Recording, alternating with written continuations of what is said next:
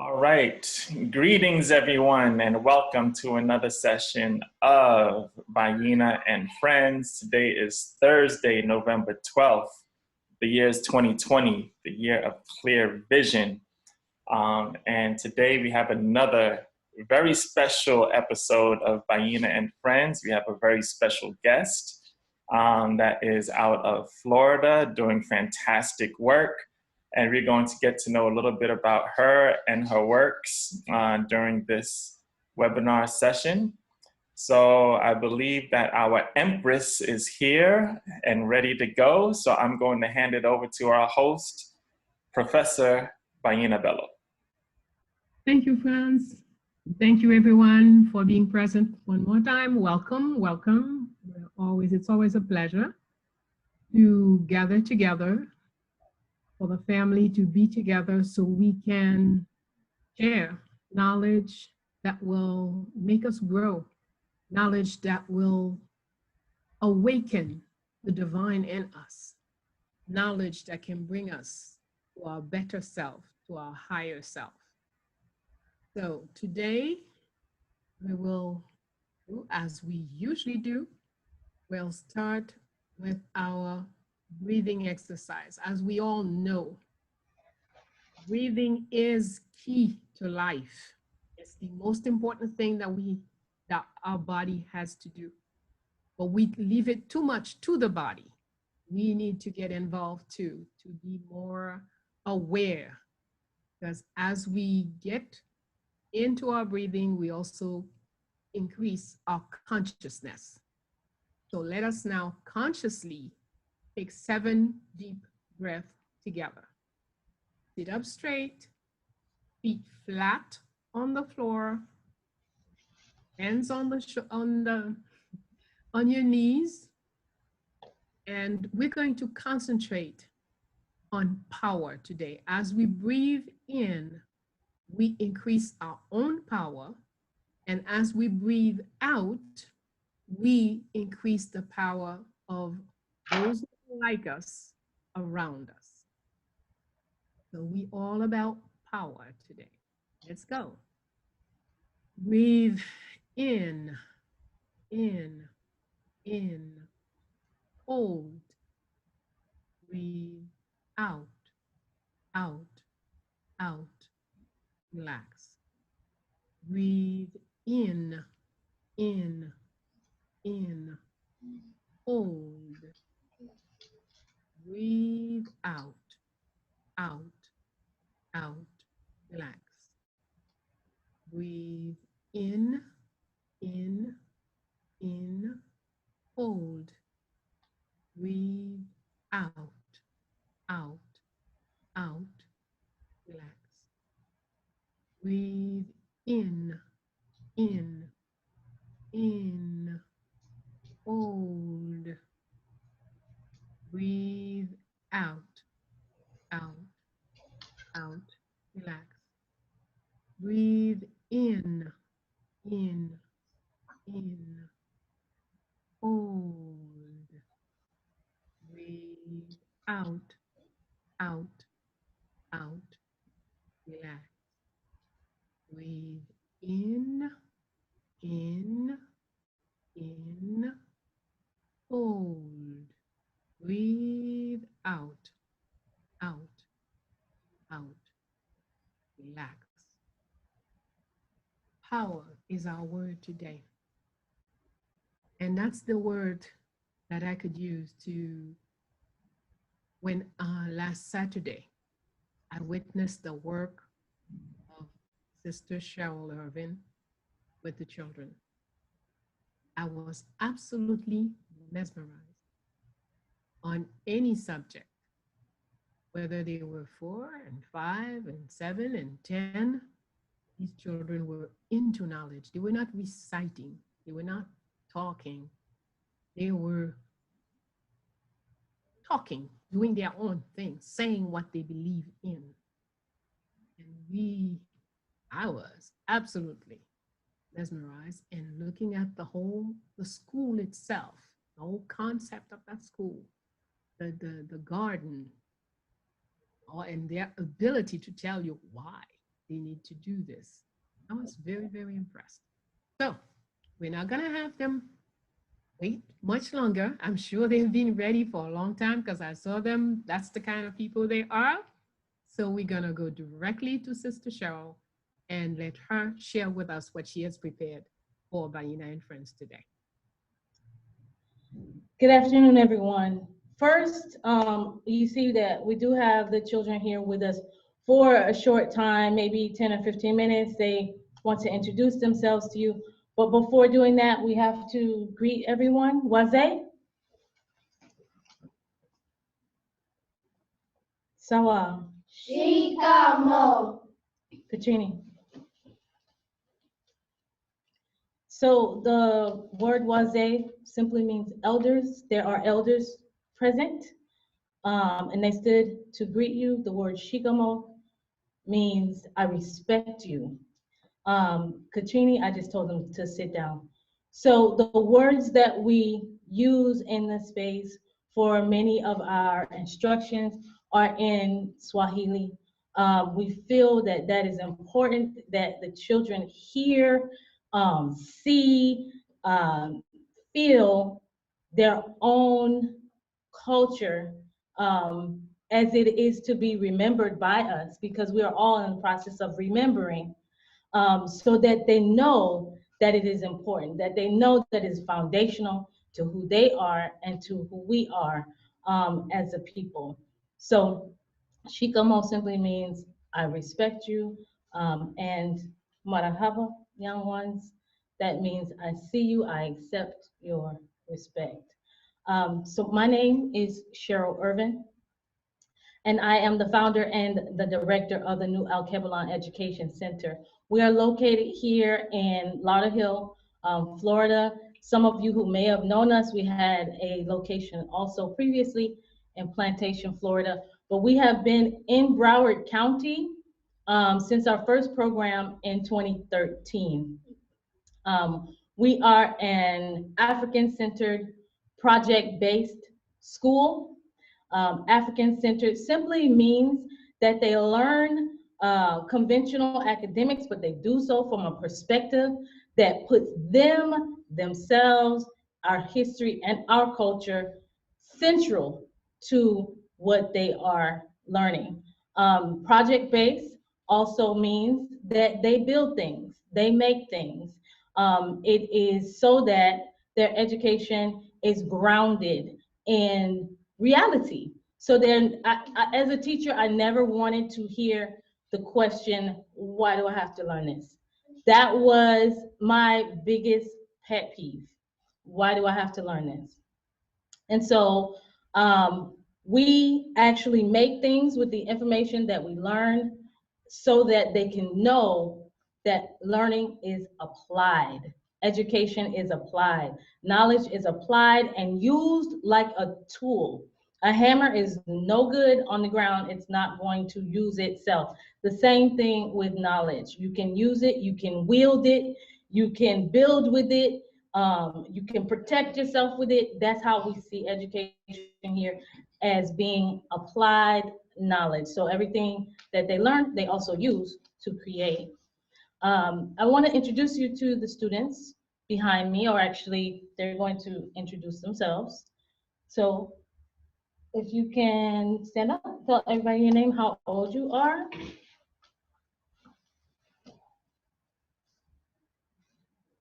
Habari jina langu ni, my name is Raja and I'm 4 years old.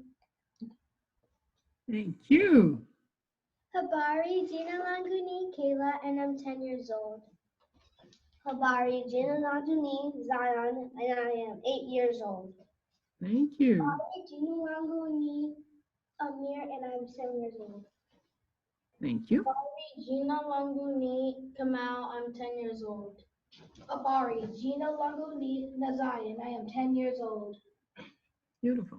Jina Languni simply means my name is. That's also in Swahili.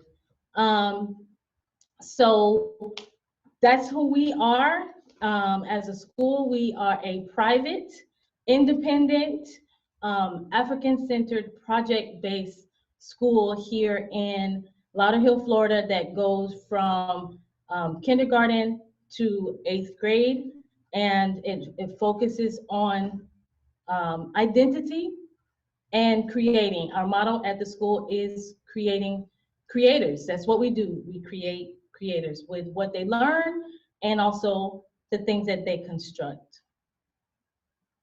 So Franz was telling us that you generally open up the show with a poem, and he sent us the poem, and I've asked Raja to read it for us.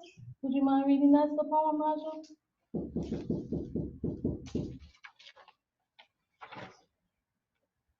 Come on. Here you go. Our first mistake. Okay, so you have to start with the title, and you have to read it loud enough for them to hear you. Freedom. They can't hear you. They're all the way over there in Atlanta. Look, she's all the way over there. You have to say That's it. right. I'm very far. I have to hear you. So loud, loud, loud. Freedom. Our first mistake was that we thought of freedom as a place rather than a. Go ahead. Sound it out. C-O-N. T-I.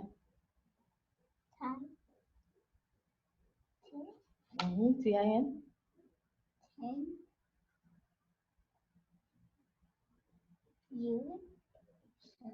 Okay. Continuation. Say it again.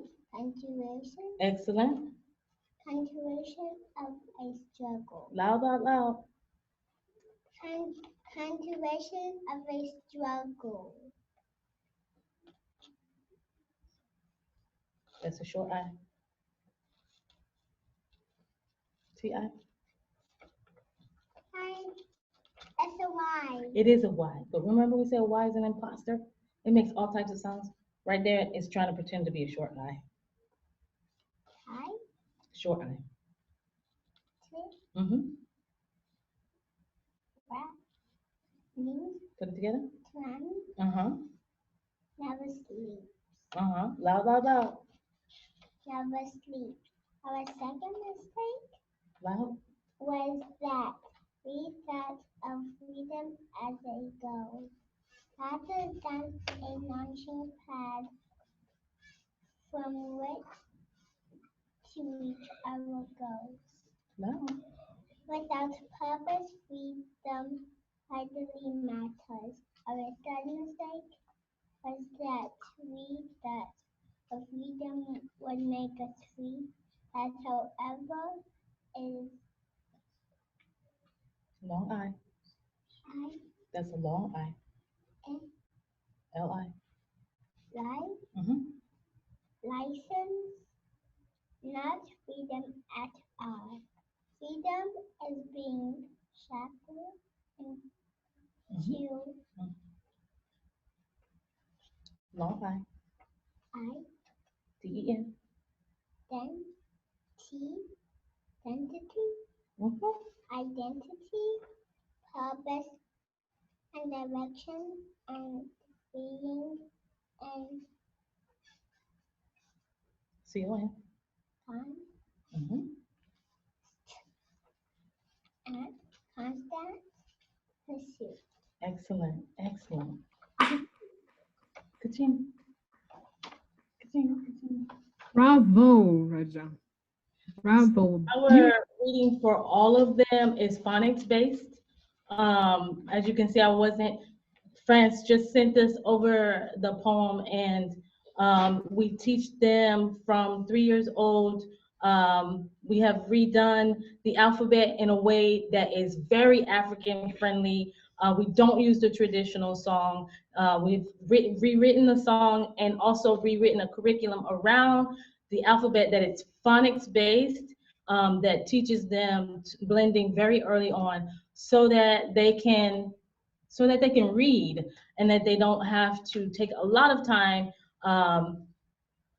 kind of peeling away unlearning what they learned.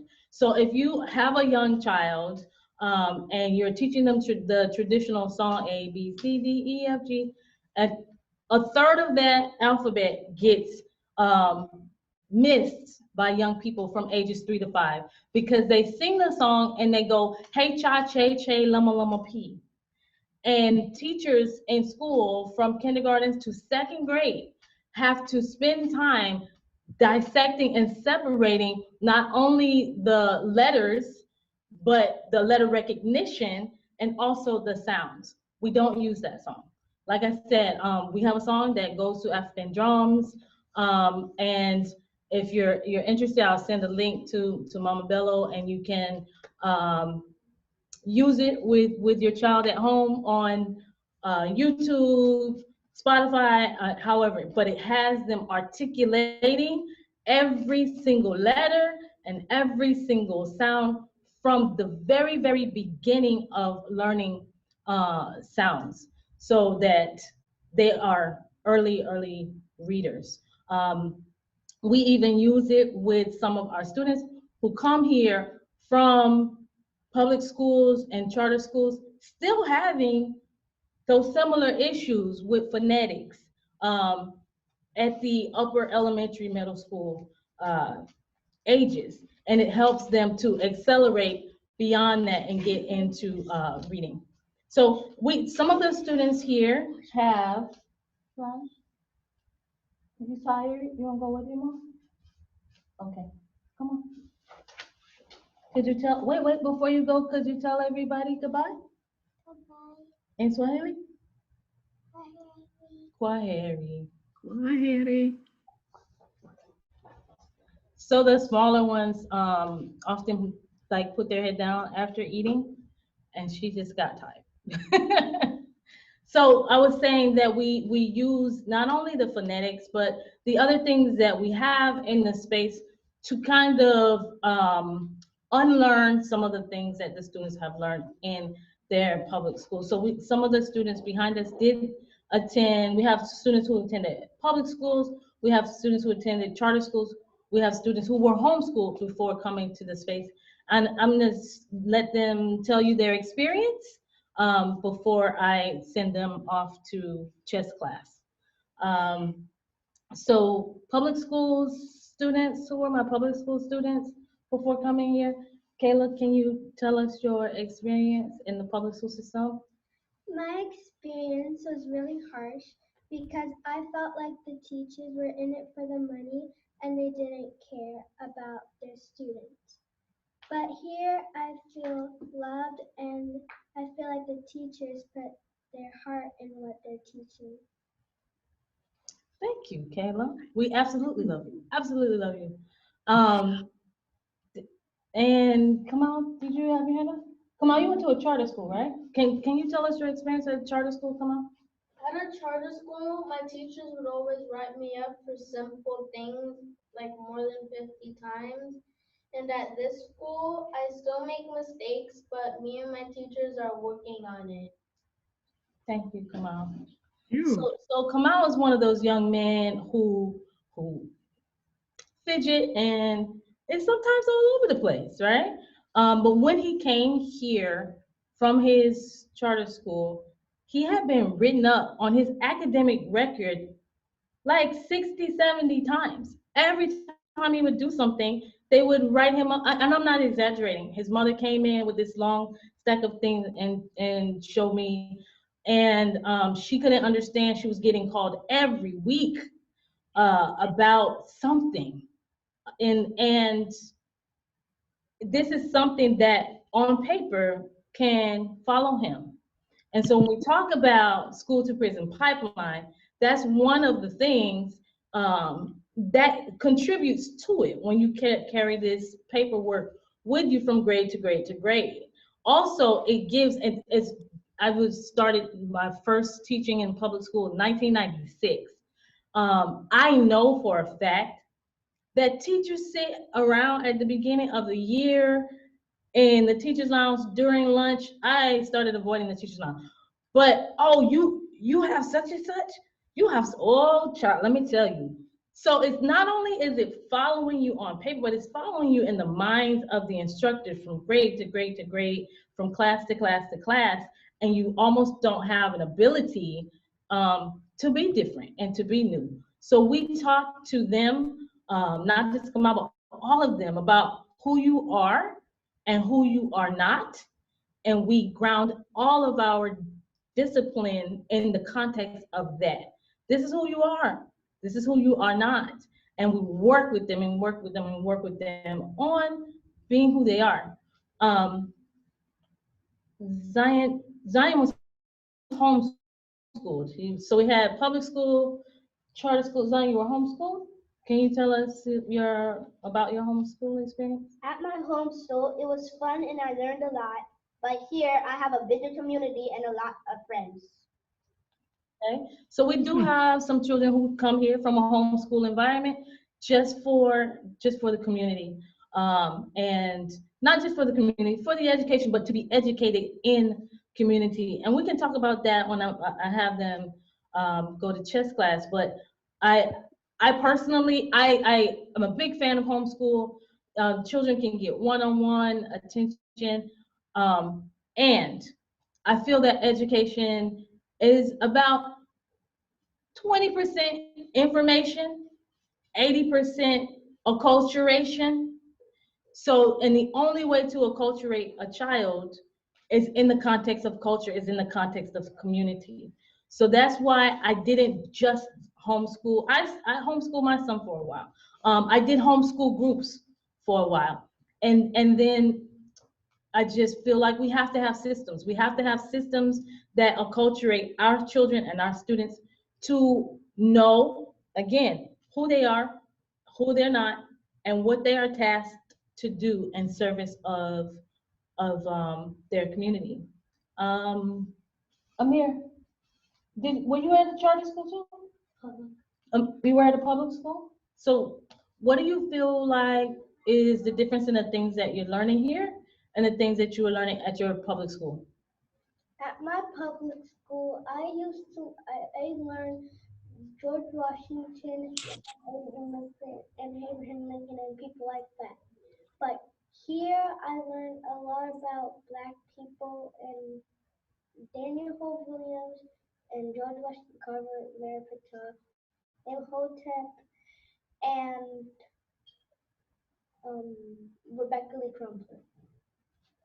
So with the projects that we'll do, and I'll explain them more at length, every project has 15, at least 15 African and African diasporic scholars and ancestors attached to that project.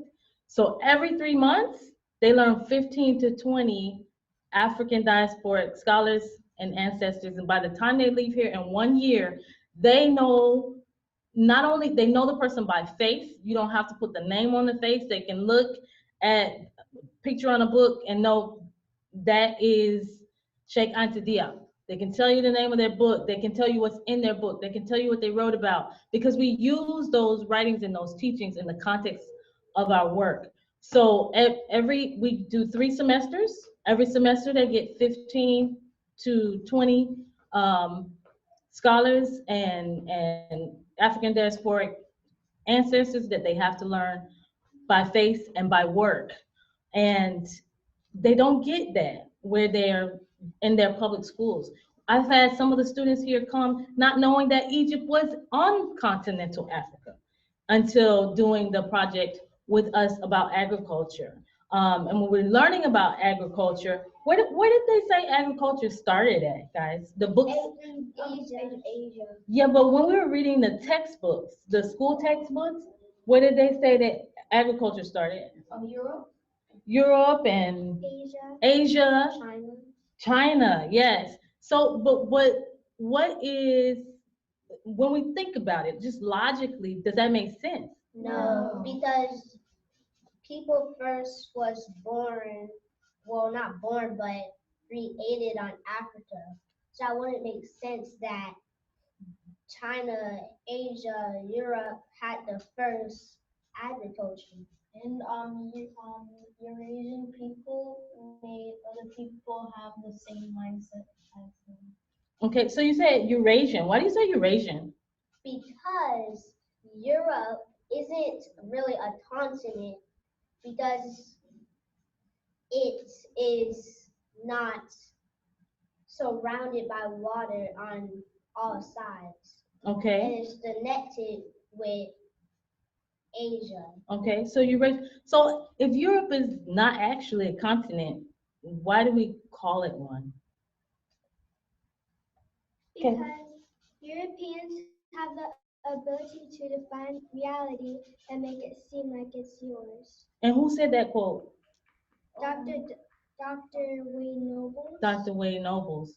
So we have this is school for us.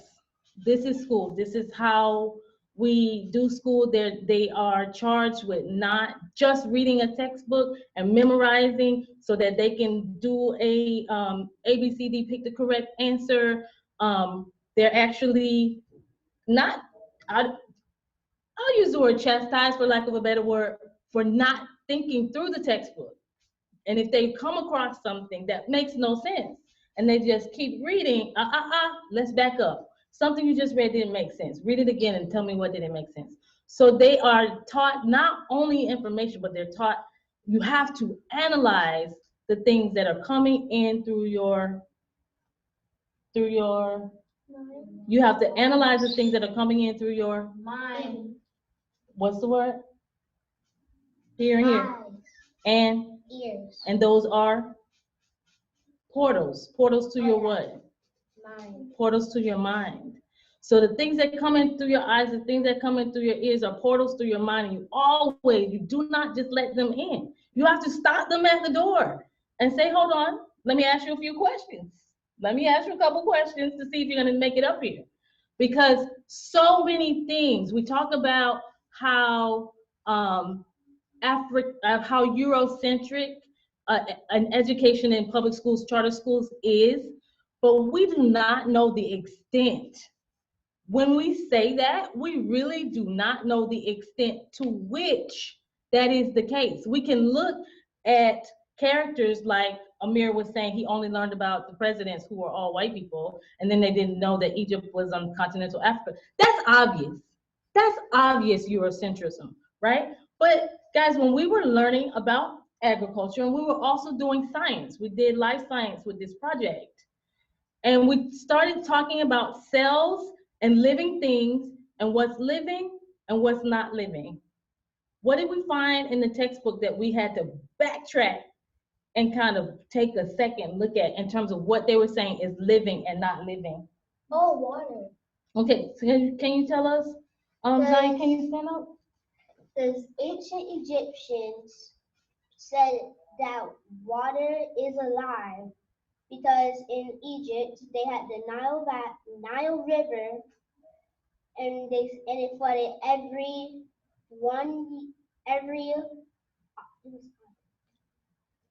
every August, and they say that So what did the textbook say about water? it said that water is not alive because it didn't have There's seven there's characteristics 7 characteristics of living that things. Europeans say that they have to be alive. Okay, so when you say something is not living, when it is an object, when you objectify it, like we read in Marimba Anis Urugu, when you make something an object, what are you able to do to that thing? What does that do to your mindset when you make something an object and you say it's not living? It changes it. It changes it? What does it do to your mindset about that thing? That is not alive. When you say it's not alive and you make it an object. What do you think, Kayla? I think If I say you're an object and you're not living, you're not alive, you're not human, what does that do to my mindset about you? It says that I don't matter.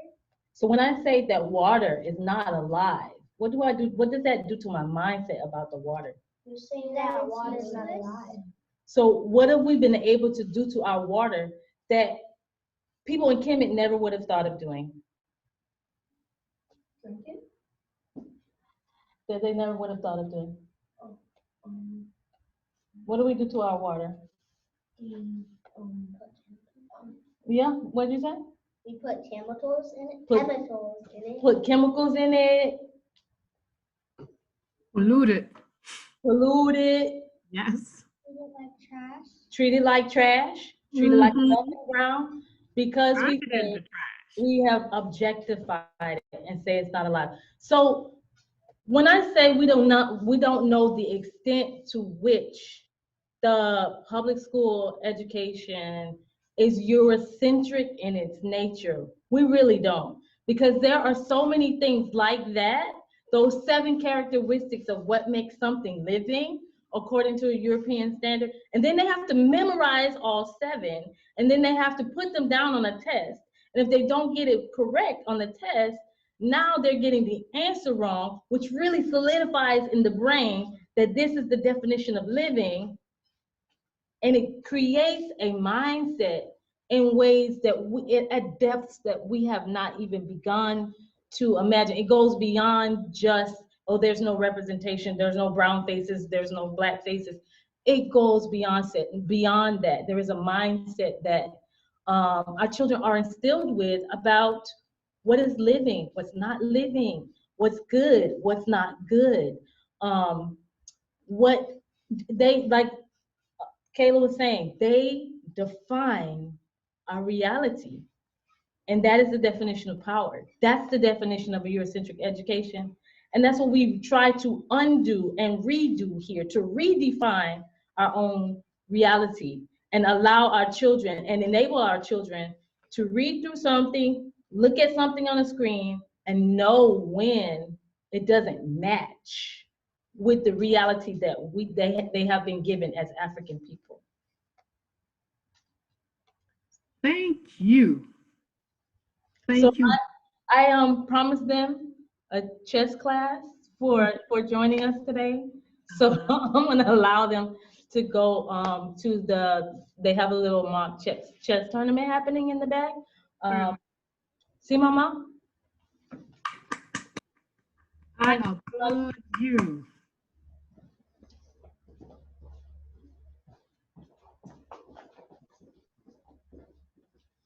And Bella?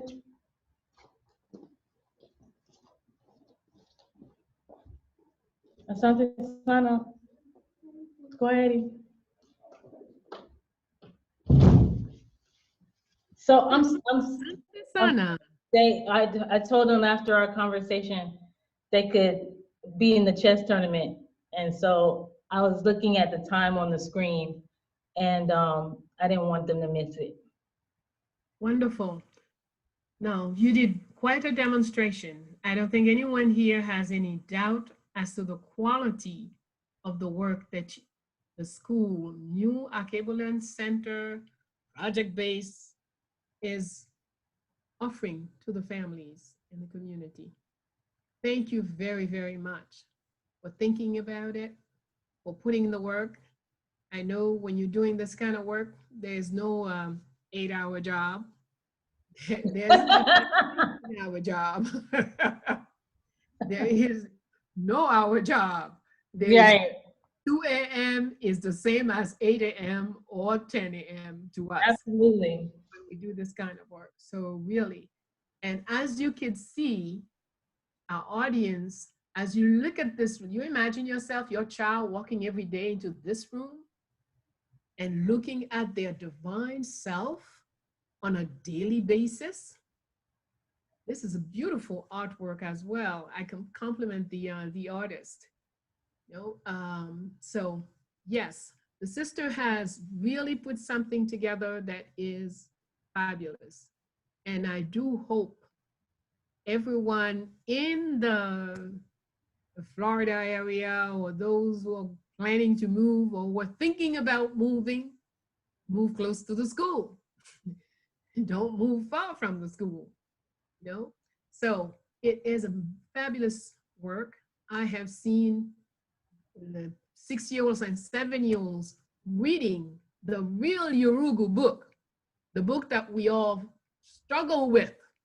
We've seen little children make us really question ourselves. Do I really know how to read? Because if I was reading like that at 7, I would certainly be a whole different kind of level reader at 70.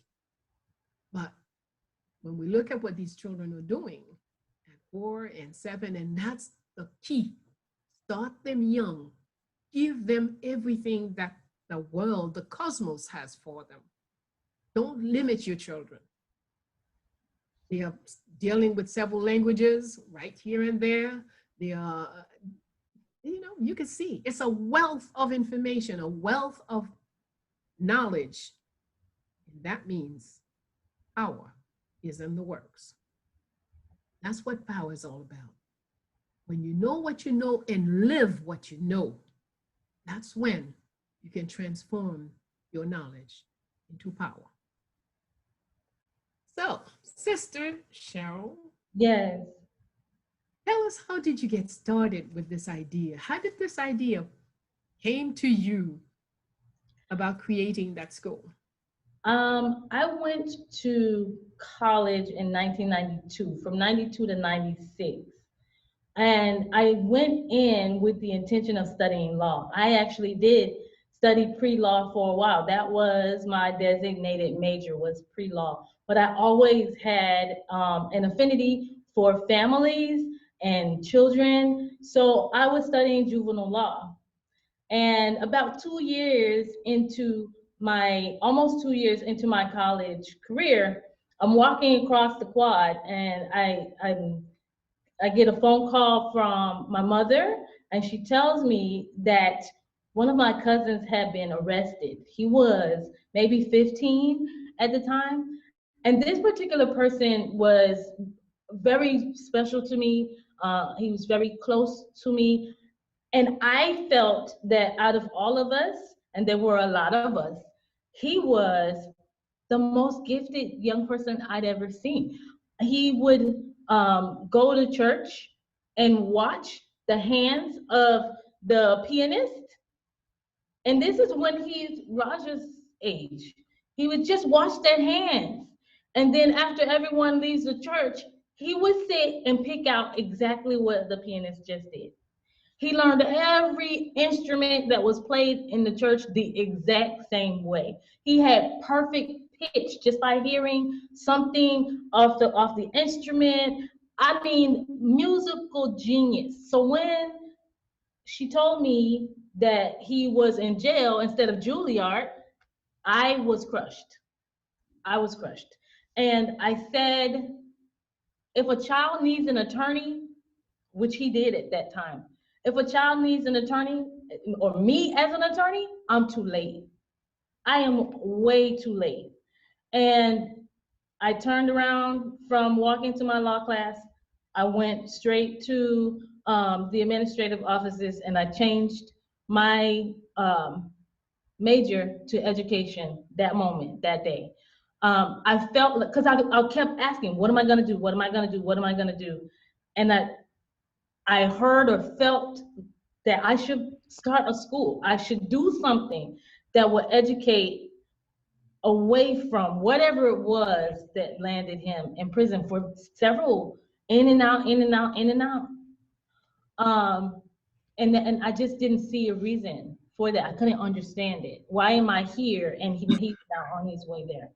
And so I committed myself then, that moment. And I have been doing the exact same thing since that moment, which is trying to figure out how to build the best educational environment for the mind of an African child. Fabulous. Note well how to build an educational environment for the mind of an African child. Absolutely. And through the mind shall touch the soul. Wonderful. How did you literally get to create the school? I didn't know how to do it. I didn't know what was going to work. I thought maybe it was public school was too confining. I only knew public school from the vantage point of a student. So the first thing I did was when I graduated, and I graduated from one of the top 3 colleges in the country. I had offers to go work in finance. I had offers. I'm building a school, but I had no idea how to do it. So I went into the public school system. I turned down the job offers. I graduated from Stanford University. I turned down the job offers that I was giving, and I said, I'm gonna figure out how schools work. I went and I taught in the public school system. After teaching in the public school system, I went and I taught in the charter school system. After teaching in the charter school system, I went and I worked for a charter school organization, management organization, whose task it was to actually write charters and build charter schools. After that, I taught in a Jewish school, a Catholic school, a Montessori school, a free school. Every schooling model that I would read about, I would go there and I would either teach there or I would enroll my child there, or both. He was never without me, but I would enroll him, I would teach, we would come home, I would ask him, well, how was your experience? Let me see what you're learning. So, because I didn't know what was best for us. And after about a decade of doing all of that, getting all of this information, I taught one last year and I didn't have the money. I did not have the money to open a school. It takes not just knowledge, but it takes money. So I went to my mother and I said, I want to open a school. And will you allow me to, bring my son, who was a toddler at the time, to come in, live with you so that I can save every penny that I possibly can. She said, feed him, don't worry about any other bill, and put the money away, because I know whatever you said you were gonna do, you have been doing that thing for over a decade now. So you put the money away, feed him, and whenever you're ready to open the doors, you let me know. And I saved about $40,000, and I used it to open a school. See, where there is a will, there is a way, right? So she gave up a nice new car, her own apartment, her own way, her own this, because when you go back to mama's house, you also fall under mama's law. Absolutely. Absolutely. So we have to be clear on that. So she sacrificed all of that, her independence and this and that, so she could save the money she needed. Why didn't you go get a loan? I mean, everybody here gets a loan. For me, it wasn't as simple, because what I did immediately after getting out of college was to use my good credit or non-credit, because I hadn't done anything as an adult yet. I used that to get my mother out of a situation and into the house that I went back to a decade later and asked her to stay in. All right. So help mama first, then later you never know. You may need what you thought you were doing for helping others. Right.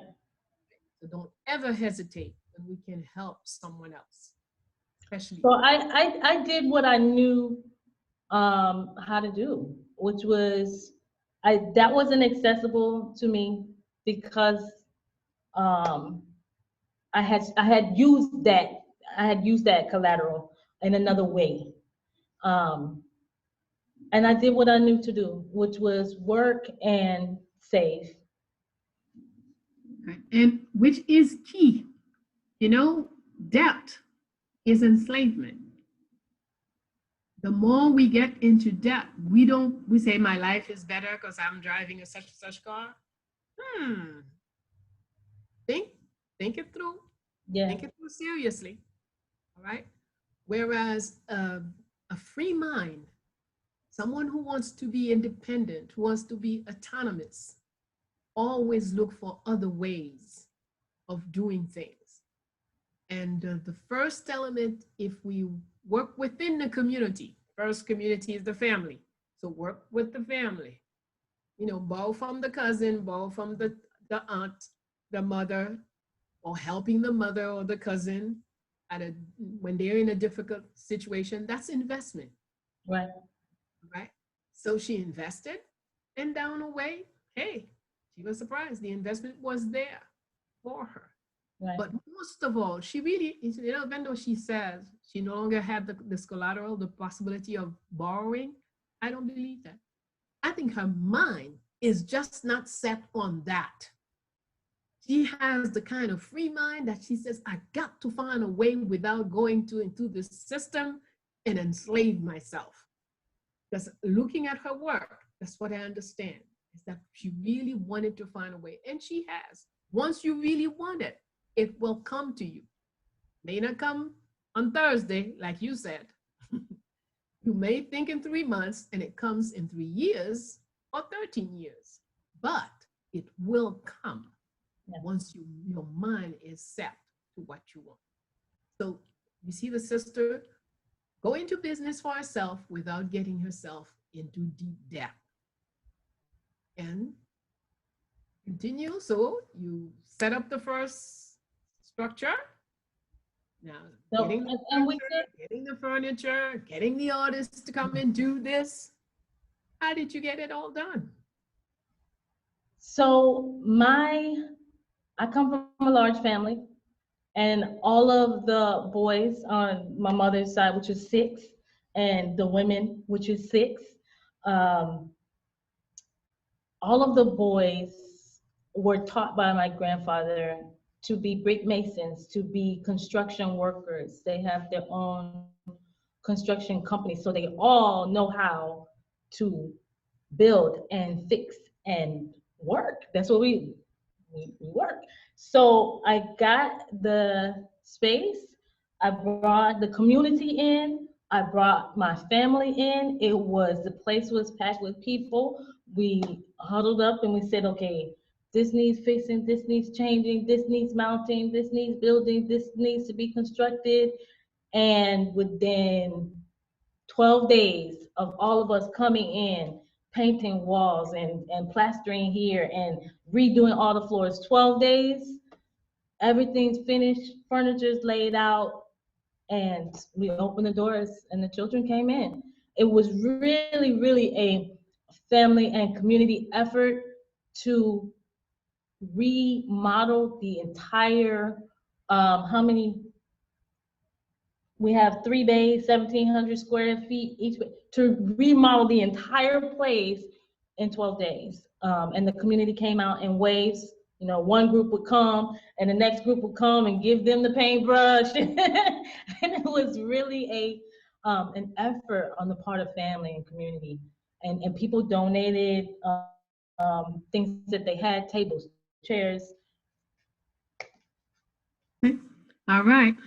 You see, we are constantly hearing, oh, Black people can't do this. Black people don't do nothing together. Here is an example of Black people coming together and doing great things together. So keep those examples in your head. Keep those examples in your heart as you set your own goals for what you want to do. Don't block yourself from the start. Trust the person next to you, and you'll be surprised how many will come in and help do the things. All my life, everything I've done, I've always been, I've never had the money to do anything, but I could just say, all I need to do, and then sure enough, things fall into place. Absolutely. I do. Even going to Australia. Went to Australia with $25 in my pocket for 2 weeks. Wow. I had the ticket. I had the hotel was paid. So I said, why not? $25, that's plenty of money. I'm gone. So yes, once you trust your inner self, and once your purpose is aligned to you, with one, you and your purpose is one, you and your mission is one, then you can accomplish what you will. Then you have to go ahead, trust yourself, trust the one next to you, and step. Go ahead. We are guided. We are a guided people. We may say that, oh, I'm gonna pray on it, or oh, I'm gonna, call in the ancestors. That it is real. It is real. Serendipity is real. Things lining up. If you move in a certain direction and things lining up and crossing your path, like, it's real. I have been needing something and not knowing how we were going to do it in the school, and have someone show up at the door, or have someone call on the phone and say, hi, I have a computer company, and I was just calling to see if you needed, actually. So it really is, we are a guided people. One of the things that I had to accept and remember from my grandmother, who was, when they say that I had a praying grandmother, I don't know if you've ever heard that gospel song, I had a praying grandmother. There's a song about that. But I had a praying grandmother, and I have a praying mother. And we often forget the power of the unseen team members that we have. I didn't build a school. The community came in and helped with everything that you see, from everything. The community came in and helped with everything. But there's an unseen army behind us, team behind us, in front of us, on the side of us, that when we allow ourselves to use that energy, essence, and force, and keep going. Like, there have been many times where I'm like, okay, you know what? I'm just gonna go and do private homeschooling because I don't know how I'm gonna keep the doors open. It's never happened. It's there every time I get ready to quit, and I've gone through some really tumultuous things that made me feel like this is not gonna keep going. This can't possibly keep going, from everything to the pandemic and everything. I'm like, okay, this is the last year. This year's the last year. Every year is the last year. But it's not up to me. I might think that in my mind, and I pray about it, and I get, no, it's not. No, it's not. And we keep going. That's right. In Vadum, we say we have the battalions and the escorts that we don't see. And once you're aware that they are, then works get done. Works get done. Yes. Fabulous, fabulous. So you can see what happened to me on Saturday when I saw these young children doing their marvelous work, exhibiting their marvelous knowledge, their ability to master, to comprehend things that adults don't always comprehend. We've been reading this poem for so many weeks, so many months. We read this poem every week. And some of us are still struggling with the poem. But we looked at the 4-year-old reading it. She didn't miss a bit. She knew exactly what she was talking about. She only had it for about, I don't know, maybe an hour. I know Francine sent it yesterday. So they only had it a few minutes. Yeah. How a 4-year-old get into a text like this. And that is, I applaud all the teachers of the school, the directors, and all the battalions All the that battalions. work, all the escorts that protect the school. Because when you're doing this work, don't think for 1 minute that you don't have enemies. They are there, but the battalions are there. The escorts are there. Absolutely. And they protect us. And that's what allows us to be doing what we do, even though we couldn't really explain how we do it. But the best thing is when you look at our children at that age with this kind of information, then we know that a better tomorrow is coming. That to me is the biggest lesson, the biggest confirmation I received Saturday at that school. Every time I walked into a room, I could see clearly that tomorrow that we sort of wonder, we say maybe, it might. When we look at our children, what kind of information they come. Children coming every day to this representation of themselves, this divine representation of themselves. Look at our sister here, under the wings. She's so beautifully covered and protected. And that kind of image of ourselves, we need it. Our children need it. And we need to not just wear it on the necklace, on the earrings, but in this dimension, in a large room, it is impressive and it is powerful. One of the things that I've been very happy about and very proud about is that we have Christian families here. We have Muslim families here. We have families in Ifa. We have Hebrew Israelites, just people of all different types of faith, right? And we're able to have the same conversation, and that has never been an issue. They don't look at the images and think, oh, it is all about like I said, 20% information, 80% acculturation. How are we acculturating our children to know and think about themselves? Okay, you are an African Christian child. Let's take a look at some of the allegories in that book.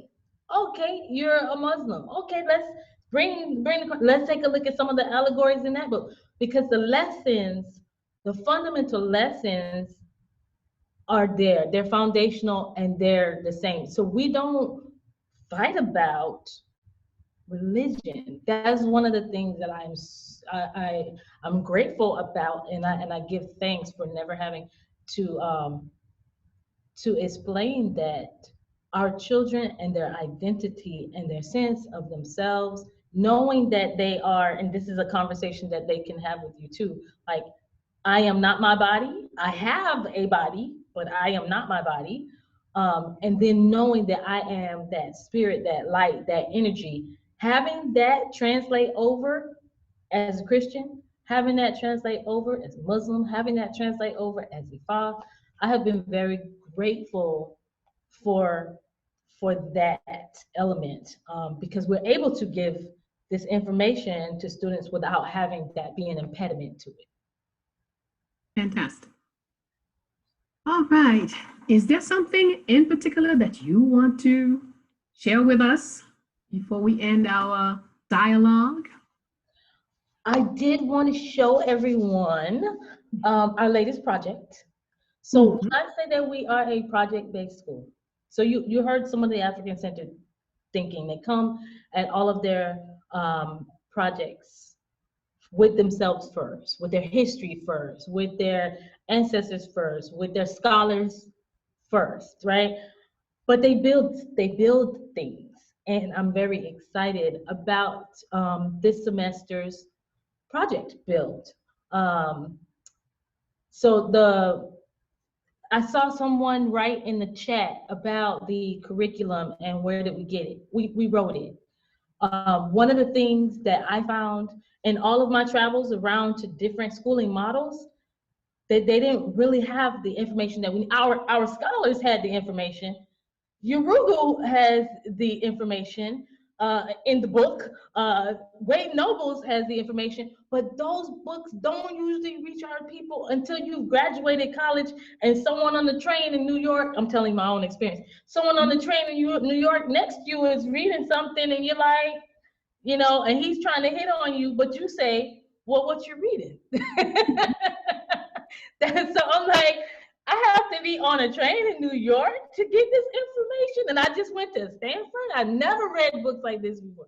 But anyway, so we bring those books in, we read those books, and we bring the information into a curriculum that we have coined as a Roots to STEM curriculum. That is the name of our curriculum, Roots to STEM. Roots being our history, our ancestral information, to STEM being science, technology, engineering, and mathematics. It implies all that they do. That is the name of our curriculum, Roots to STEM curriculum. So what they are building this semester, they studied agriculture, planting, growing. We asked ourselves, okay, we're in the middle of a pandemic. If the grocery stores closed for 3 months, for 6 months, how would you eat? What would you eat? What is actually feeding these vehicles, these bodies that what is the nutritious thing to eat? So what we did, we took that information, we turned it into a project called Give an Inch, Take a Yard, because we're turning some of our neighbors' yards into edible gardens. But we also, in addition to planting food outside, we learned to plant food inside. Right? So the children got the picture of an actual tree and then recreated that tree into a hydroponic, water-based, it's water only, a hydroponic tree that is constructed on the inside of our school that grows vegetables, herbs, lettuces, and edible food. So I'm gonna show it to you, 1 second.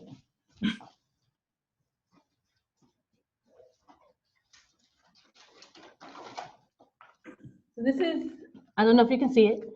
This is the tree that was the inspiration for this semester's project. And I can't move the entire computer, but I'll try to turn it around here. This, I don't know if you can see. Yes, we see. Along the wall on the side is a replica of that tree with a water reservoir at the bottom. Can't see the reservoir, but it doesn't run up your water bill because it has its own reservoir. They learned about the circulatory system, the heart, all of the systems of the body, and they made it emulate the circulatory system. So there's a pump inside of the reservoir that pumps the water throughout and feeds the limbs nutrients and water, and they're growing food on our wall. So I'm really kind of proud of that.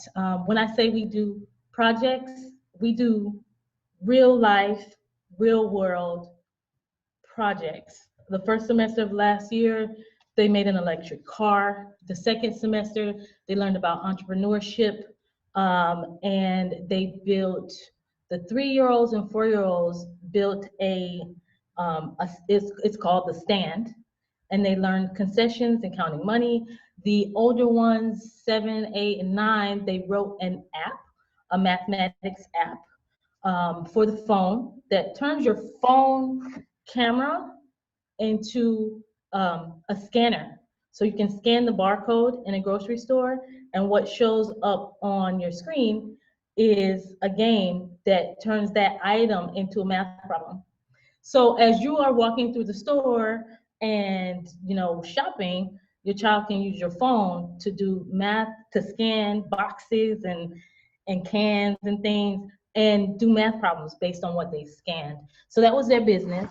And then in the third semester, right around Black Lives Matter and marching and everything, the project was called Chess Not Checkers. That's where they learned chess. But it was all about strategic thinking and thinking 3, 4, 5 moves or years into the future, and coming up with a strategy. So it was about strategic thinking. And they wrote a book series on the United States government, documents like the Bill of Rights, but from their own perspective.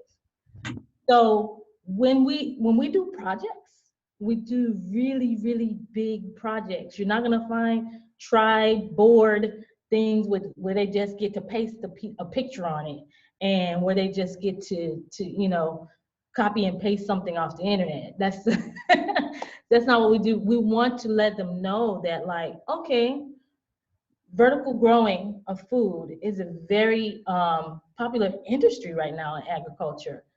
They've built a hydroponic grower. That's something that they can put on their academic resume if they want to pursue that.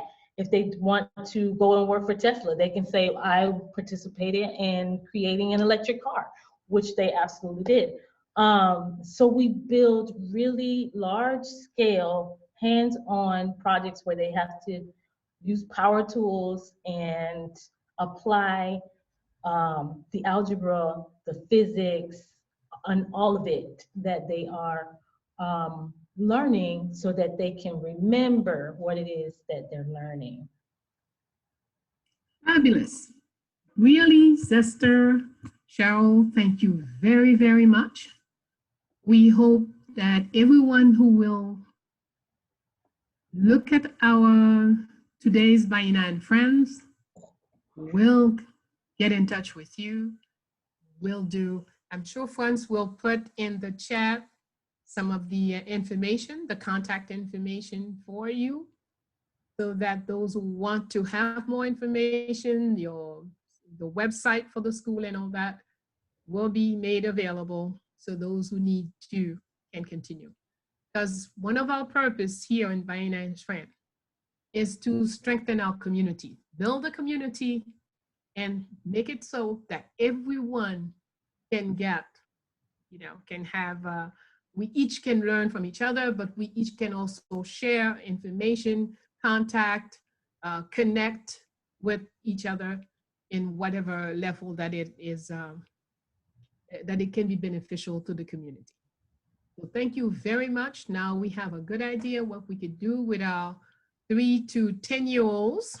Yes. Where we can bring them. Actually, to about 14. Oh, 14, great. Where we can get information to enrich them if we can get to you, but through your school, we can get information that will guide us into the things that we can do with our young ones, our younger ones. So we can really prepare them for the better tomorrow that we are aiming to. So at this point, before we open up for questions, today is a little bit different. No, we didn't have a guest. We had a group of guests, an escort. We had a guest escorted. We were dialoguing with both our present and our future in a more direct way today. So before we go over to the question and answer period, I will do my duty for Fondation Félicité. But even before that, there's something else I want to share with you. In the spirit of building, I've been really thinking, how can we make our weekly meeting more beneficial to everyone who participates? So the idea I've received is that we are gonna ask everyone to put your profession under your name, so that while we are exchanging, while we're looking at each other and sharing information, if I was looking for a lawyer, then I see that Franz is a lawyer. So, hey, I have somebody that I can contact here. If he does not do the law I need, he might be able to refer me. But I'm not going in the yellow pages or whatever it is that people go to today. We are already of like mind here. So we start by helping each other and doing business with each other and all of that. So from this point on, I'm inviting anyone starting next week, but the latest on December 1st, everyone should have the profession under the name, so that when we're looking for someone, we start right in the family first. And at this point, we'll do our duty towards Fondation Félicité with Franz's help.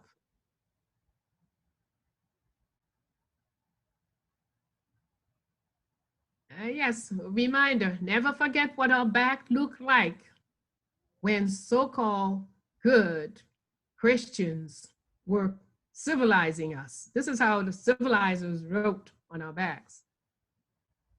Always remember that, please. Let's go. All right.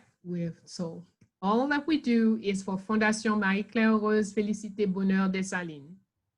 You can get in touch with us via Twitter. I don't really recommend the Twitter. I rarely go on. Fondation Félicité, Instagram, yes. Official Bayyinah Bello, YouTube is being worked at. To contact us on the phone, WhatsApp 509-2940-0869, or on our website, it's www.fondationfelicite.com. And if you want to donate to help support the work, it's pourfondationfelicite@gmail.com. Thank you very much. That's for the contact.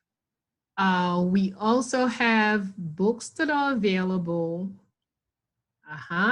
If you want to know more about the liberator of Haiti, Jean-Jacques Dessalines, we have this book, which is available on Amazon.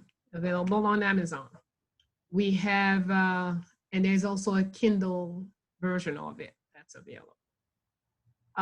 Then we also have Heroes of the Haitian Revolution, and written by France is Bookman, Macandal, and Haiti, the First Black Republic. All four of these books are published by Thoroughbred Books. So now that you have all the information, we can go on and open up the floor for question and answers with all the participants. All right. Thank you, Professor Bayyinah Bello, and thank you so much, Cheryl, for that amazing display and presentation by you and your students. I was over here watching, just amazed and looking at my kids like, but nah, it's awesome what you're doing. I congratulate you. I salute you. It's very important work that you're doing. So it gives me a lot of hope, and it gives me a lot of pride to know that there are children that are out there that are learning the things that you're teaching them. So salute to you, sister. And I think you might need to raise, I've been looking at the chat, you might need to raise the age qualification, because I think there's some 30, 40, and 50-year-olds that want to enroll in your school. I'm very much interested in having an online session of sorts, a community, maybe on Facebook or something, if people are interested, just to talk about the education of our children. So if people want information on how we do what we do and how you can do it at home, if you would like to do elements of what we do at home, I'm definitely open to doing that. We have not formulated that as yet, but if there is interest, we could definitely start a Facebook group for educating our children. Yeah, that'll be fantastic. I'm sure that there's a lot of interest here, at least. So, and we'll be willing to support you in that endeavor. Okay, so everyone, this time it's question and answer. So make sure you have your questions ready to go. You know how it works. Hit the raise hand icon so that I can see your hand go up in the participant screen, and then I'll choose you to ask the question to Cheryl, our sister Cheryl Irvin, and or Professor Bayyinah Bello. All right, so I see we have a few hands up already, so we could go ahead and get started with Sister Charlene. Charlene, go ahead and unmute yourself and ask a question, please. Hi, greetings, Brother Franz. Greetings, Sister Bayyinah and Sister Cheryl. Hello, everybody, my beautiful family. I love being here. Sister Cheryl, oh my God, girl. Bless you for what you're doing. The boldness, the uniqueness, the love, the passion, everything. I love it. I love it. And let me tell you, I have one of those children when you were the young man. I think it was a young man or a young lady that was talking about always getting in trouble. I Oh, have one of those children, and I can relate. And I appreciate that you kept it real. You know, usually when a school is like advertising themselves or putting themselves in front, they only put the best behaved children and all that stuff. And that's real. And, you know, that's a struggle for people like me. And the fact that, you know, you have a school that appreciates children no matter what, and they're not getting in trouble, and you're finding solutions, it's encouraging, and I want to be a part of it. So I guess my question is, are you planning to come East Coast or expand or make this curriculum available to somebody that, you know, wants to build a school for children that are, you know, so active, but they're just looking for a home to feel accepted, and, you know, it's okay to make mistakes. We got you. I love yeah. what you're doing, my sister. I love it. I love it. And I bless you in all your work. Don't you dare quit. We need you. I quit every single day, and it doesn't seem to stick. It doesn't seem to stick. No, but in all seriousness, the young man that you saw, he's not doing anything egregious. That's the thing. So when he brought this file of thing, it could just be, you know, crumpling this up, or, you know, looking down at the floor when the teacher's talking, or just like a bunch of little things, but nothing. He's not he's not a difficult child. He's just all over the place all the time, all over the place all the time, and that tends to be the case with many of our children. You know, with many of our children. And when you have a classroom, being a public school teacher, like I said, started in 1996. And so I've been in the environment and I understand. And when you have a classroom and you're trying to manage 30 children in a room, and you got him here, there, and everywhere, I can understand. It gets a little bit daunting. And we have to know what we're doing to that child when he has a rap sheet this big. We have to know what we're doing to him. So we generally just say, first of all, that's very Yoruba behavior of you. We start every year with the book Yoruba. Every year with the book Yoruba. And it allows them to define who they are and who they're not. And so what we did was start to turn the actual Marimba Ani's book Yoruba into a children's book series with the big pictures and the words that they can understand and the concepts as they can understand it. So we can then go back and reference and say to them, that's really Yoruba behavior. That is not who you are. That's not who you are. You're better than that. And I expect you to be better than that. So that's one of the things, defining very clearly who you are, not just who you are, but here's the part that a lot of African parents don't want to do. When I say African parents, I mean Black or what have you. I see the young man. Here's the part Yeah, that's the one. yeah, a lot of our parents don't want to do, right? Defining who they are, they're fine with that. They're great. Oh, pride in your Black skin, pride in your Black hair. But who you are not, you have to define for them who they are not. Because they're seeing that and they're being inundated with that image, with that information, with that mindset all day, every day, and they take it on as being a part of themselves, particularly the way that it's languaged, right? Everything is we, right? Everything is we, whether it's stuff they do or stuff everything is we. So they turn on the TV, we here in the United States, and our president this, and everything is we and our. And as children, they don't know how to differentiate which part of that to take on as being them and which not. So as African parents, we not only have to teach our children who they are, which we have been doing a pretty good job of since the 60s, right? But the part that we abstain from and often shy away from is teaching them who they're not. That's almost as imperative as teaching them who they are. Because if you teach them who they are in the context of not teaching them the opposite, of who they're not, they're going to take on characteristics, especially if they're in public places, which we all are, that you don't want them to have. So we start out with, this is who you are, this is who you're not. And then we can say, that's very rude behavior, don't do that. That's really rude behavior, don't do that. And they get it, they understand, like, okay, I'm not Yoruba, I shouldn't be doing that. Or they'll ask, like, what about that is Yoruba? So yesterday we had an activity where they all of them sat on one side of the room, and 3 of the teachers sat on the other side of the room.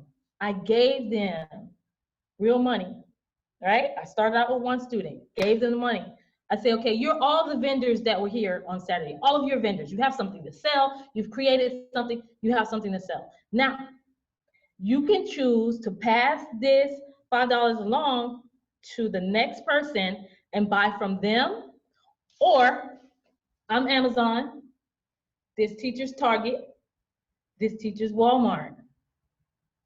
You can, if you're choosing to stay within your community and the vendors, just keep passing it around, passing it around, passing it around. But if you want something from Amazon, bring me the money. If you want something from Walmart, bring her the money. You want something from Target, bring her the money.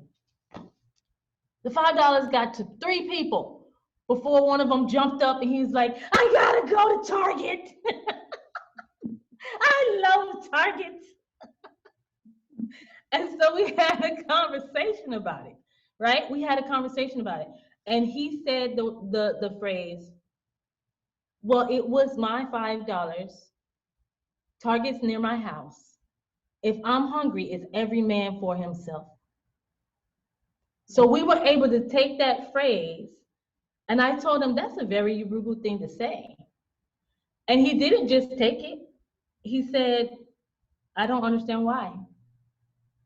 Why is that? Because it's true, isn't it? So our entire lesson for that day turned into circling back to who you are and who you're not, and understanding why that is Yoruba behavior as opposed to Alkebulan behavior. They don't always know. Hey, we don't always know. But now they're able to have these conversations, and there's a point of reference to go back to. So that's one thing. We have to teach them who they are. We have to teach them who they're not. And then another thing that we try to do here is have a system and a protocol for everything, right? They know how to greet someone who comes in the door. They know how to stand up when told to stand up. They know there's a way to go, there's a way to line up. There's a way to go to the bathroom. There's a way that you say this. So if there's a structure in place, and we fall short sometimes in sticking to it, but if there is a structure in place, that really mitigates behavioral issues and the need to punish them. Because it's like, yeah, I ran over there, but you weren't told to do that. You weren't told to do like that. What your child is doing. There's a way that you get an adult's attention in this space, and they have to do it that way, or the automatic answer to their question is no. You don't get punished. It's just, if you don't get my attention in that way, the automatic answer is no. So turn around.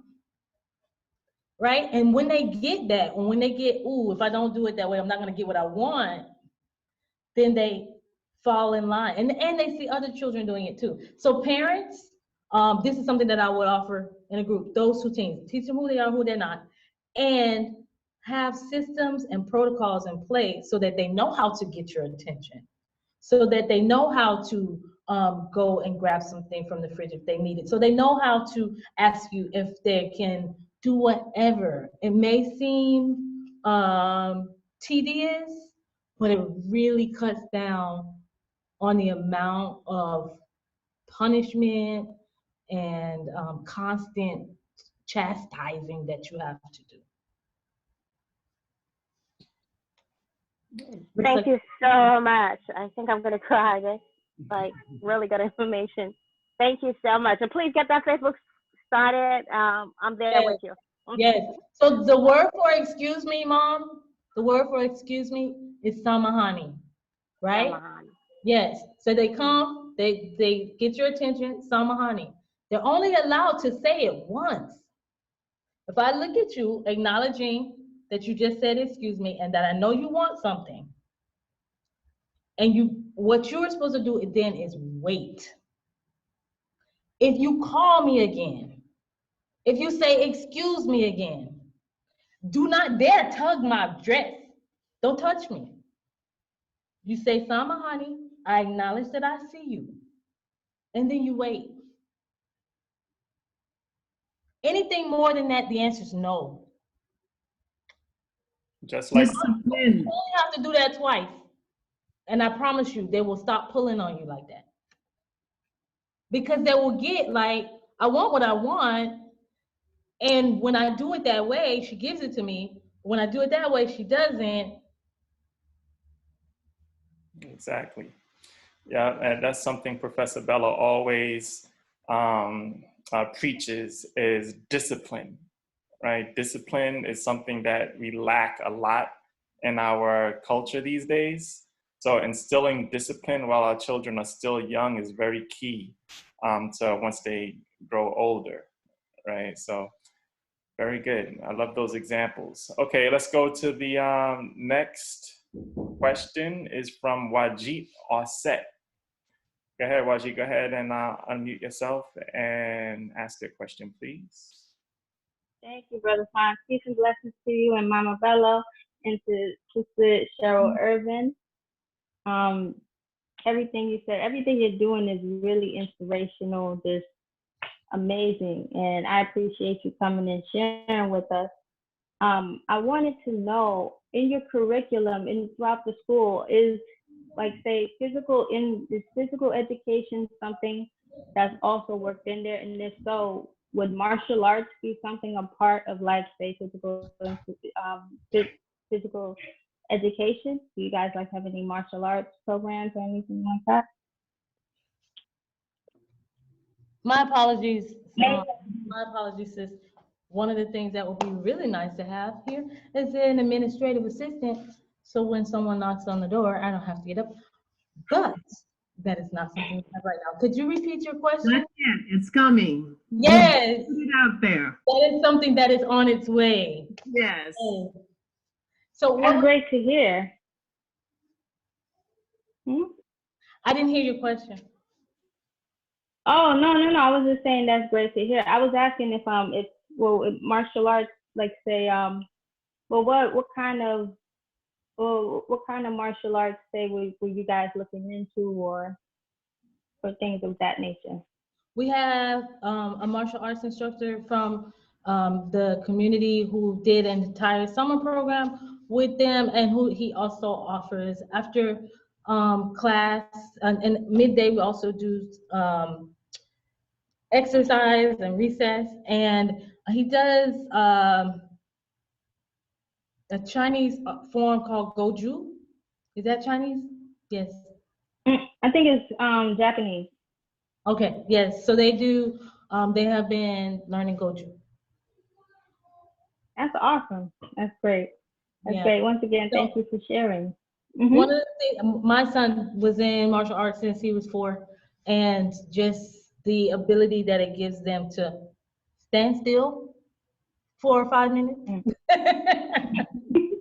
is priceless. And they don't always, sometimes they miss the mark with regards to the standing still, but it does help with showing them discipline and controlling their body, getting that message that you have a body.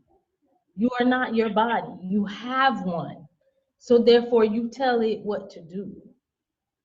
And then, and so they're able to actually demonstrate that in martial arts. And a lot of them play soccer too. A lot of that's beautiful. Yeah, a lot of the boys play soccer. It's a very heavy Caribbean environment among the families. That's awesome. That's awesome. Thank you. Thank you. Thank you, Ajit. All right, let's move on to our next question coming from Dr. Ya. Go ahead, Dr. Ya. Unmute yourself and ask the question, please.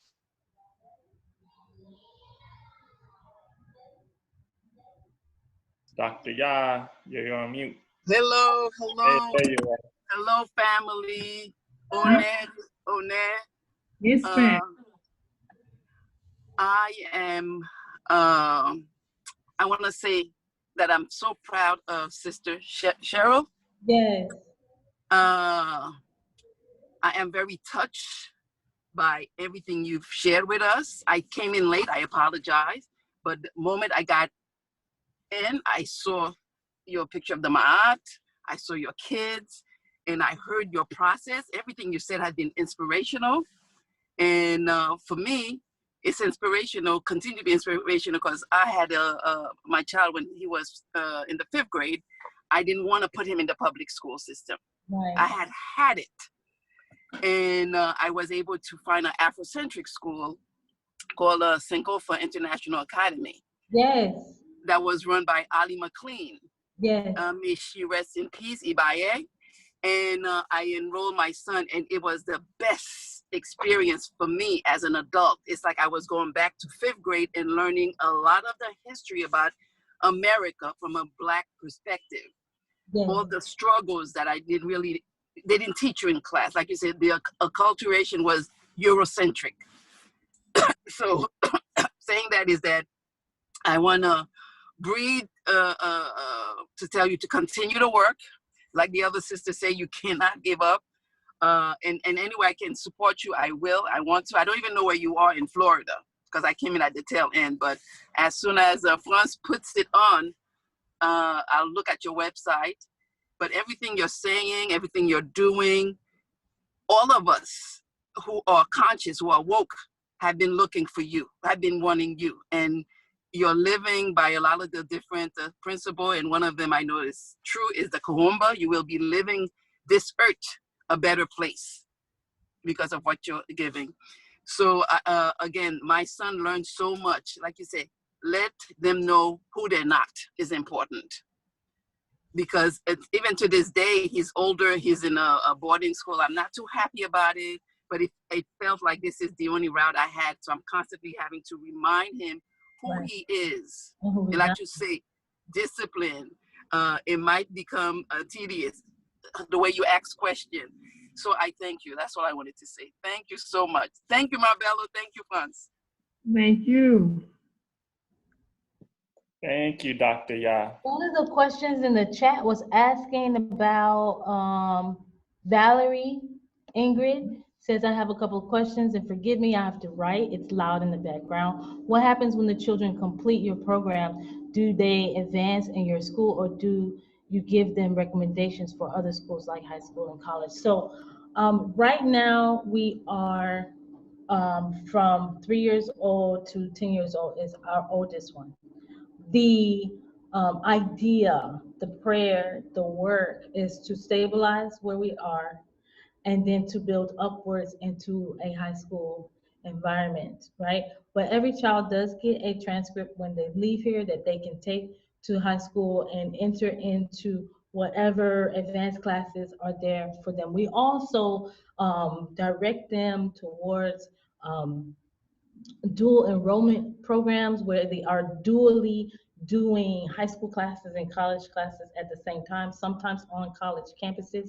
That was an experience that I had as a young person. It's really up to the parents and the direction that the parent wants them to go in. One of the things that we do is in the various projects, we'll keep notes on the child and say, like, he really lit up when we were talking about water, or when we were talking about vertical growing, or when we were doing electrical car.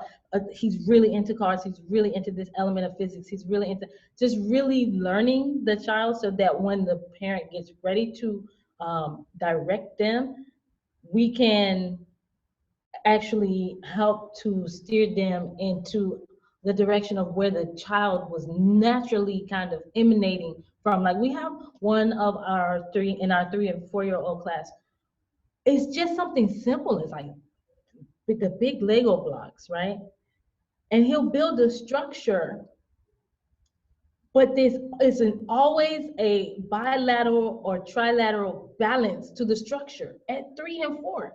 And he's making these intricate things, but it's the same on each side and the front. There's an architect in there that we didn't show him how to do, but now that we know it's there, we're constantly putting architectural things in front of him to have him draw and build, and really encouraging him and telling him how much of an architect he is and comparing him to Imhotep. He knows all about Imhotep.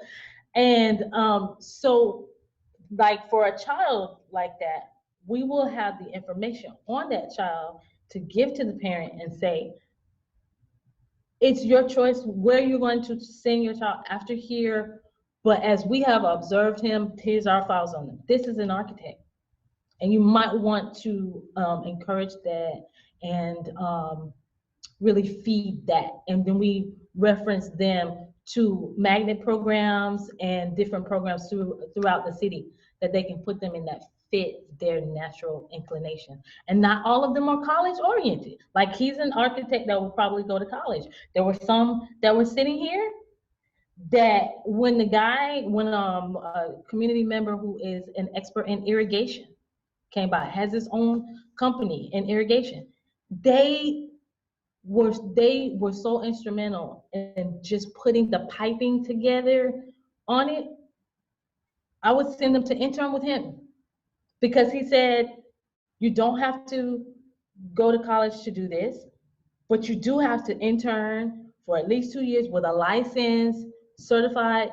So he's telling them how to do it. And they're like, you don't have to go to college to do this? Like, I can just do this, right? But you do have to intern with someone who has a license. So that's a long answer to your question, and it's basically when they hit 8th grade and they're getting ready to go into 9th grade, there's so many paths that they can take. But we recommend, based on who we have observed the child to be over the years with us, a direction, and give the parents recommendations for various programs throughout the community that they can explore. And hopefully we'll have a high school by the time my 10-year-old gets 14, and we can just keep going with the work that we do. That's the goal. Mm-hmm. You will. Yes, absolutely. Yeah, just keep growing. That's the key, right? Just keep growing and growing and growing. Next thing you know, you'll be in every state, every country. You know?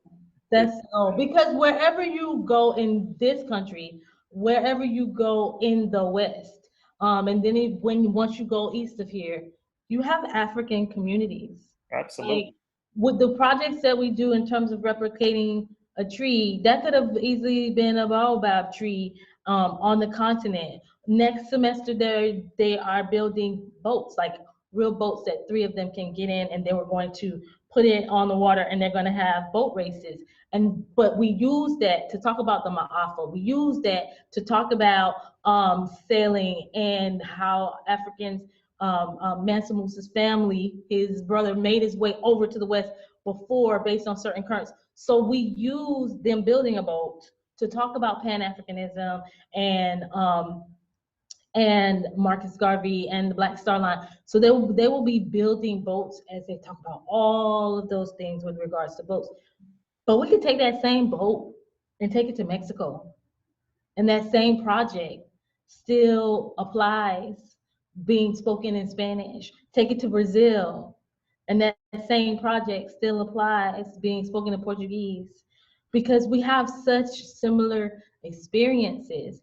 So the idea and the vision for Roots to STEM curriculum is for people, African peoples throughout the diaspora, to have access to it, starting right here in Lauderhill, Florida, and extending outward. That's Absolutely. That's great work. All right, well, she has announced herself already. Okay. Next question is from Diana. Diana, go ahead and ask your question, please. I announced myself already. I'm sorry. No, I didn't. No, you unmuted and we see your name Oh, right across your screen. I'm sorry, guys. My bad.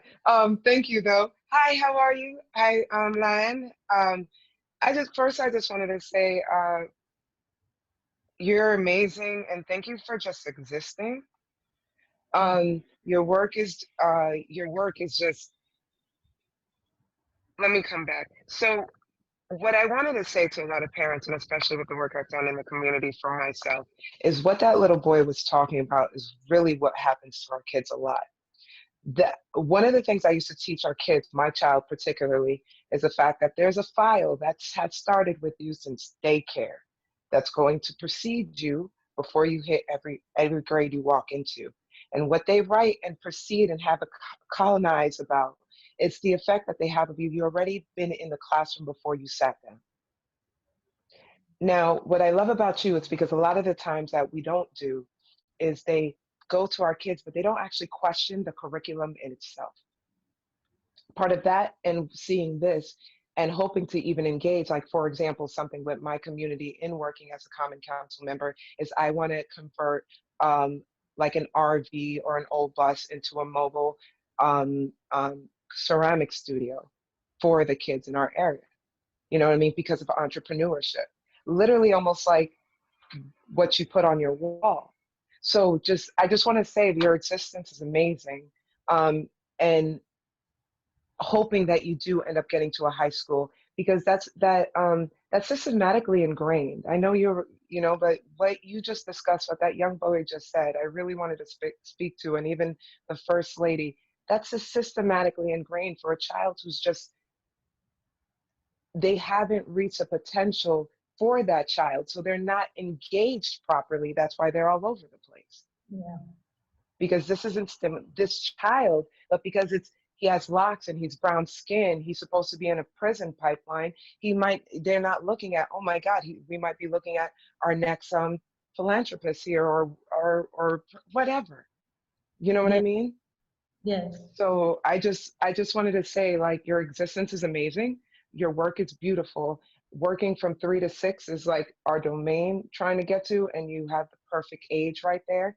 And we hope we can get you around here or connect with you or we'll find your school. We'll reach out or see you on this platform again.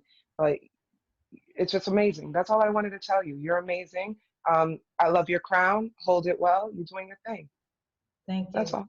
That's it. One of the things with the young man with crown is like he looks like he's not paying attention to you.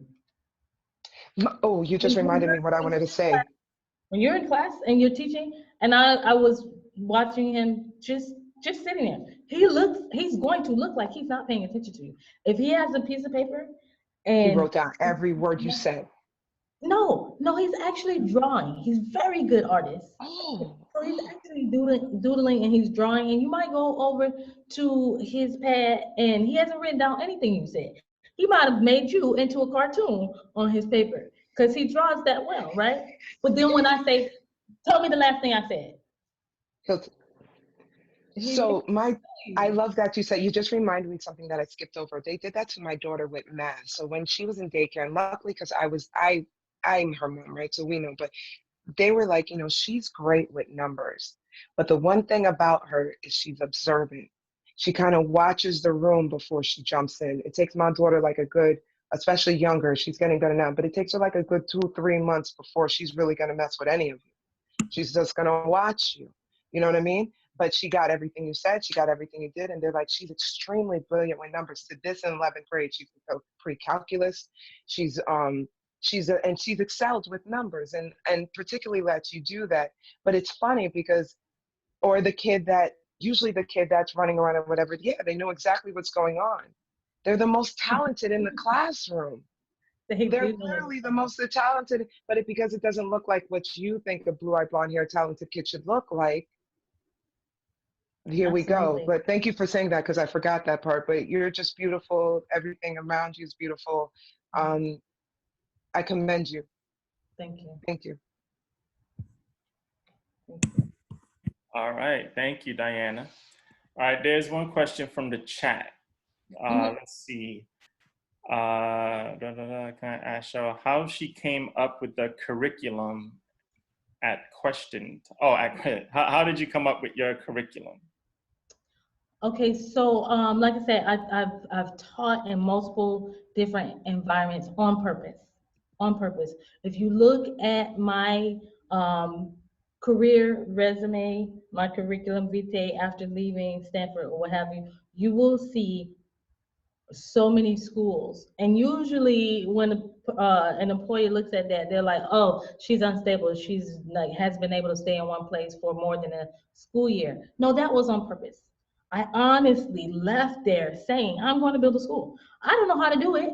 So I'm going to go look at all these other places that's already done it. And I'm going to take what works there, what works there. What I thought was going to work was this model called free schooling. Right? You hear the name, free schooling, right?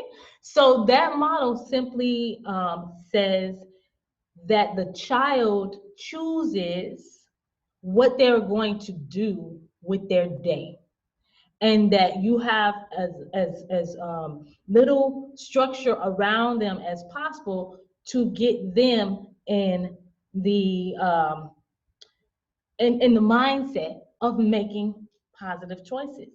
So I found a free school in Albany, New York, the Albany Free School. I found a director, I wrote him, and I asked if I can come teach there, and he didn't have to pay me.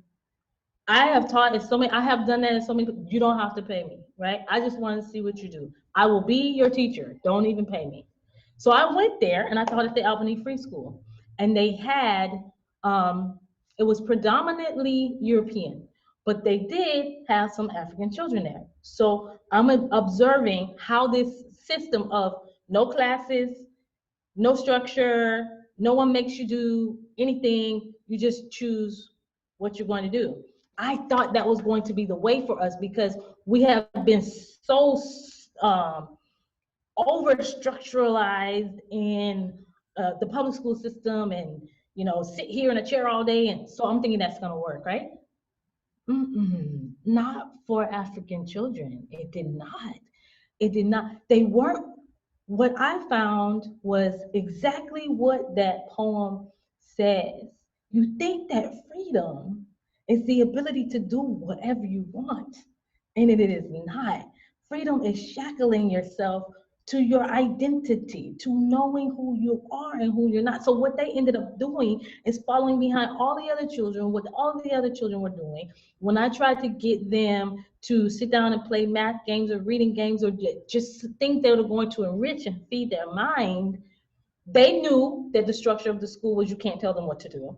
So that right there was like, it created a discord between adults and children, right? In the space where it almost is like equalizing them, because there's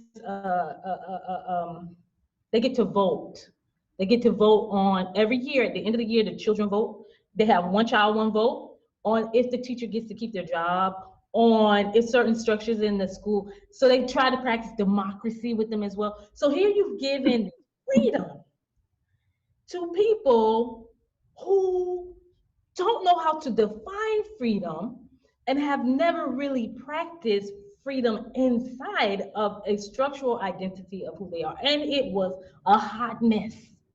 It was a whole hot mess for our children, because they didn't know, they didn't have a foundation of information from which to make choices, from which to read, from how to do your math. How are you going to determine my salary and you can't even count, right? So I saw these other structures that were liberal, very liberal European structures that I thought, that's the answer, right? Not for African children, right? So instead of making them equal, in the sense that you can't tell me what to do, I get to talk to you like you talk to me, that's not African, right? Instead of separating them where you're Mrs. Irvin and you're down here and you gotta, because in public school a lot, you'll see them separating themselves from the child in such a way that's like Kayla was saying, I got my education, you need to get your own education and you need to respect me. So there's this disconnect there. That's not African either. So in this space, there's no Miss Irvin. They call me Mama Cheryl. The male teachers are Baba or Father. So now there is a difference, but there is one of love and respect there. And you have to greet me in a certain way, and I am going to greet you in a certain way. So I had to learn what's African. I didn't know. I had to learn. I delved into the Amos Wilsons and the Marlene Barudis and I had to learn. I had to learn Frantz Fanon. I had to learn. What does it look like to relate to myself in an African way? What does it look like to relate to a child in an African way? What does it look like to have them relate to me in an African way? And to relate to information in that way. I didn't know, but I didn't jump out in 1996 and ask for $2 million to put up a school either, because I knew I didn't know.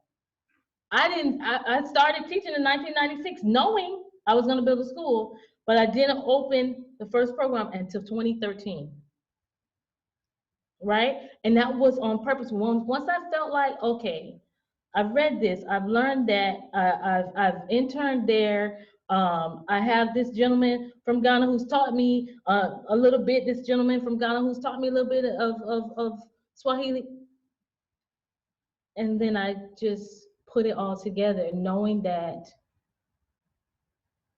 all of these pieces of how to be African and relate to children, adults, and information, and what it's meant to do for ourselves and our community, I just was able to package that in a particular way.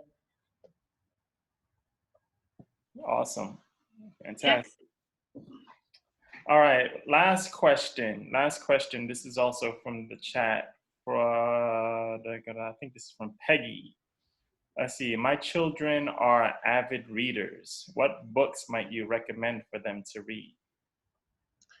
I don't know how old your children are.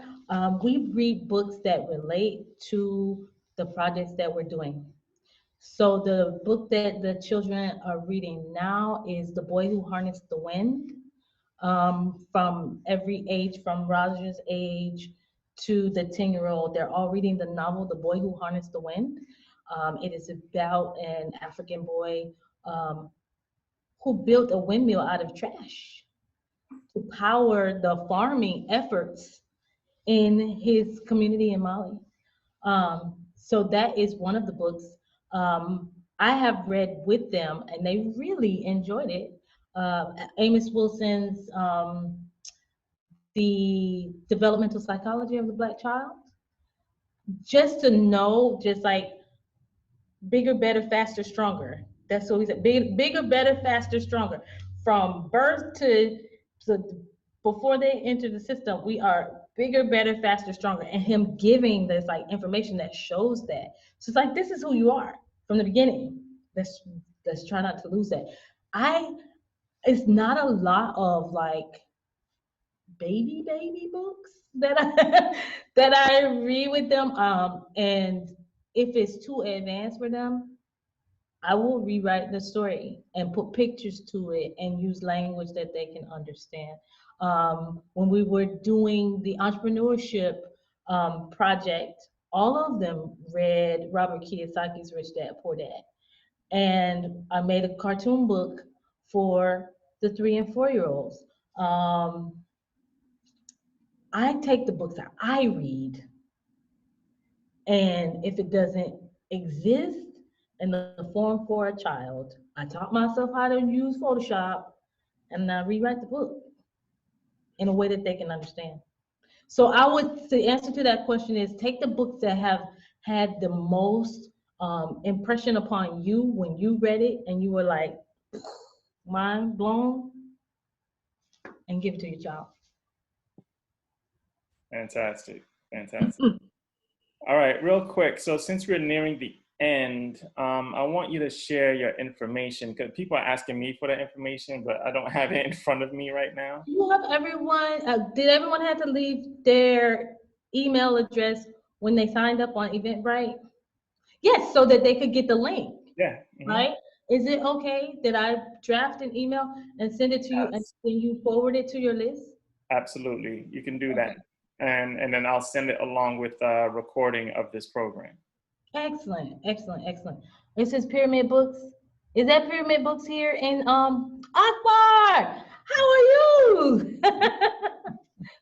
That's Pyramid Books here in South Florida. How are you?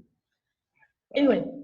yeah. So that's So he perfect. can tell you, like, I get a lot of, I will call him the Nile Valley Civilization by Anthony Broder.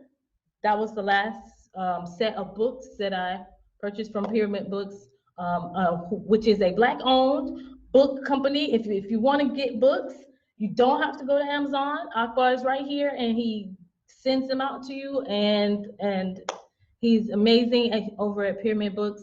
So yeah, the last book that we got from him was Nile Valley Civilization by Anthony Broder. And we used that and read that with the children as well. And we did, when you go to our Facebook page, you'll see a recreation. They did models where they recreated ancient Kemet alongside Washington, D.C., so that they could actually physically then see all the parallels that he talks about in the book.